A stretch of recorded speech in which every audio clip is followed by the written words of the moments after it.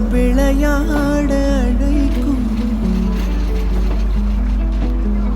ஏதேதோ ஏழை மனம் நினைக்கும்.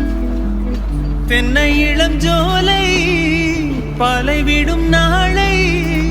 தென்னை இளம் ஜோலை பாலைவிடும் நாளை. கைரண்டில் அள்ளிக்கொண்டு காத்தோ